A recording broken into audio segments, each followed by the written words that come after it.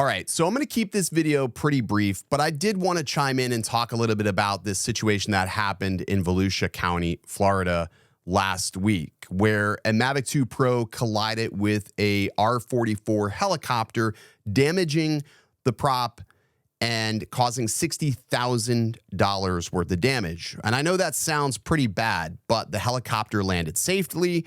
The police were able to make contact with the pilot. The pilot gave them all the necessary information. And in theory, there's really nothing that needs to be sensationalized about this situation. But I want to do a comparison here and talk about the situation that happened in DC where the gentleman dove down the National Monument versus this situation here with the helicopter, because I feel like the weight of the severity of both of these situations are very, very different. And I feel that the situation that occurred in DC is actually more detrimental than the drone hitting the helicopter, which I want to remind most of you, if you've already forgotten, that this is not the first time that this has happened. But we're going to get into that. Let's get started. What's good, everybody? Ken here. You're watching OriginaldoBo, and here's my take on this situation. Number one, the pilot of the drone took his eyes off the drone for a split second. And in that split second, this occurred. Now, he was well over the allotted flight height that this area allows you to auto approve. So here in the US, we use Aloft or whatever other software to go ahead and do auto approvals. I have to do auto approvals every day to be able to fly. Within that auto approval, you can get various altitudes. You can get everything from, 100 feet on up to, we'll say 400 feet, depending on the area. You can auto approve a Lance authorization. This pilot very well could have had a approval, an advanced coordination for higher than the allotted auto approval of 50 feet in this particular area. If you're interested in the story, I'll leave a link in the description down below. But it's very possible. Now, there's still an ongoing investigation where the FAA and the NTSB is looking into this particular incident, in which right now no fines, no arrests have been made. This is very different than what has happened out in LA.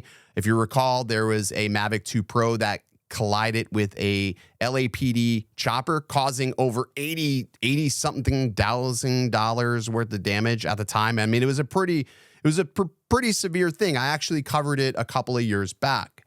And everybody thought then that, oh my gosh, this is the worst thing that could happen to the hobby. They're going to cause more restrictions. No, that's not how any of this works. This person hit a helicopter. The FAA, the NTSB, they play percentages. They, look at the average, how many drones, how many unmanned aircrafts are in the airspace. And they say, okay, how many incidents have we had where a situation like this occurred? They're not going to just say, oh, we're going to cause more restrictions. It doesn't work like that. Number two, the FAA is very, very slow to react to any of these instances, and especially when it comes to more regulations. I know it must seem like they come down and they drop the hammer with all this crazy shit, but I got to tell you, it takes a long time for the wheels to turn for any sort of regulations. But when it comes to helicopters specifically, they are far less predictable than an airplane. An airplane we know is going to fly straight, bank, left, right. It's very predictable. And we know at a certain altitude, they're going to be well over 400 feet in most instances once they get away from the airport, unless they're by the water. But when it comes to helicopters, I think they're definitely a lot less predictable. And it's one of the reasons why recently when I was doing a home on Davis Island, even though this airspace was Class G technically, I knew that these R-44 helicopters fly from there quite frequently, running tours around Tampa.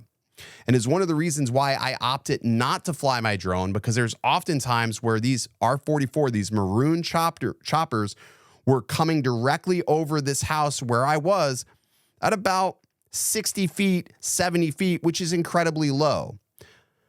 Now, I'm not saying it's the drone pilot's fault, and I'm not saying it's the operator of the R-44's fault, but there needs to be better indication. And honestly, I think that when it comes to choppers, they need to be held to similar standards like we have to be held to as well, because situations like this will become more frequent as more aircrafts become in the air. And because there's all of these delivery drones that are starting up, and nobody's going to be maintaining eyes on these other than just monitoring them remotely, how do you prevent situations like this from happening? It's not necessarily the drone. The drone's going to do A to B. The chopper has the ability to avoid or hopefully see some of these situations occur. Now, according to the FAA and the NTSB, they're going to say that the unmanned aircraft should have gave way to the manned aircraft. But a lot of these situations like this can happen in a blink of an eye.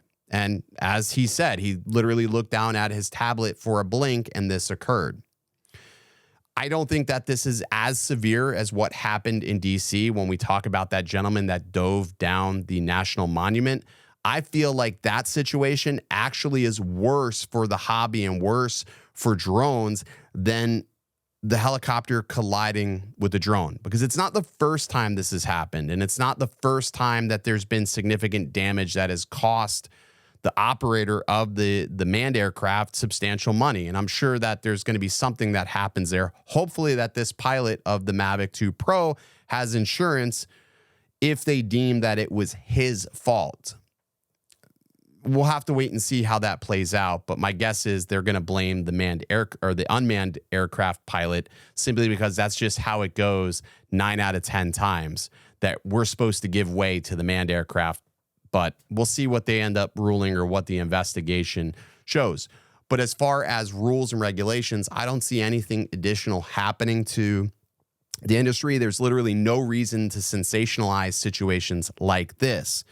But in the terms of the gentleman that dove down the national monument, I think that that shows weakness in our capital. It shows a vulnerability around home-built or custom-built drones that aren't produced by a manufacturer where there's any sort of control or restriction. I think that was much more detrimental if anybody was paying attention to that. But chances are nobody is.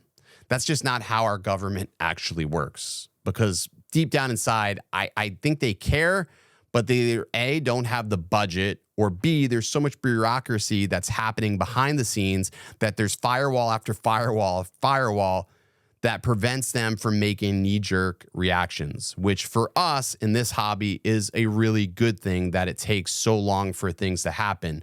It, one, gives us a chance to fight back when these situations occur, and prevents them from doing something that we would deem to be unjust or unfair.